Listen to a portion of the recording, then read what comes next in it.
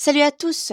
Aujourd'hui, on plonge dans l'univers fascinant des drapeaux du Luxembourg, un petit pays au cœur de l'Europe, mais avec une riche histoire symbolisée par une évolution de nombreux drapeaux. Allons voir ça chronologiquement. De 1242 à 1443, après la formation du comté et plus tard du duché, un drapeau unique apparaît, 10 bandes horizontales blanches et bleues avec un lion rouge couronné aux griffes et langues dorées. Ce drapeau est directement tiré des armoiries luxembourgeoises. De 1443 à 1556, le Luxembourg est sous l'autorité de Philippe le Bon, duc de Bourgogne. Le drapeau était une bannière des armoiries de la maison de Valois-Bourgogne, montrant leur influence sur la région. En 1556, lorsque le Luxembourg devient partie des Pays-Bas espagnols, le drapeau prend la forme d'une croix de Saint-André rouge, une croix de branche grossièrement taillée sur fond blanc. Ce drapeau symbolise l'autorité espagnole dans la région.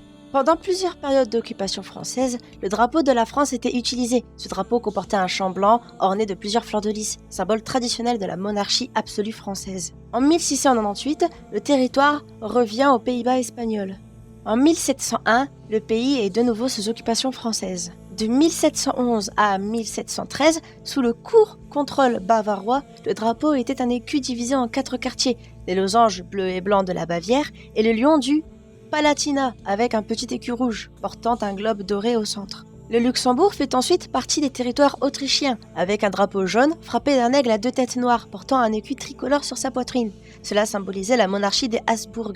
Lors de la révolte contre les Autrichiens, les rebelles adoptent un drapeau tricolore composé de bandes horizontales, rouges, noires et jaunes, représentant la résistance au pouvoir autrichien. C'est ce que l'on appellera la Révolution brabançonne.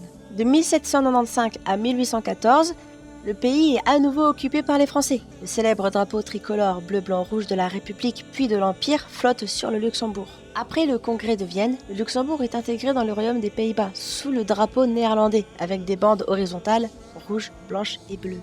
De 1830 à 1831, durant la Révolution belge, le Luxembourg, pris dans les soulèvements, voit le drapeau belge arboré, bandes noires, jaunes et rouges en horizontale, représentant la lutte pour l'indépendance. À partir de 1831, le pays devient une province du Royaume de Belgique. Après la Révolution belge, la partie francophone du Luxembourg devient belge, avec le drapeau vertical, noir, jaune et rouge, adopté comme symbole national, qui, il faut le savoir pour l'anecdote, est un drapeau anticonstitutionnel. De 1839 à 1848, le pays revient aux Pays-Bas. Finalement, en 1848, le Grand-Duché du Luxembourg adopte son propre drapeau officiel, avec 3 bandes horizontales, bleu ciel, blanche et rouge. Ce drapeau perdure jusqu'à la Première Guerre mondiale. Pendant l'occupation du Luxembourg par l'Allemagne impériale, le drapeau utilisé était celui de l'Allemagne, 3 bandes horizontales, noires, blanches et rouges. Après la Première Guerre mondiale, le Luxembourg reprend son drapeau traditionnel tricolore, qui restera jusqu'à l'invasion allemande pendant la Seconde Guerre mondiale.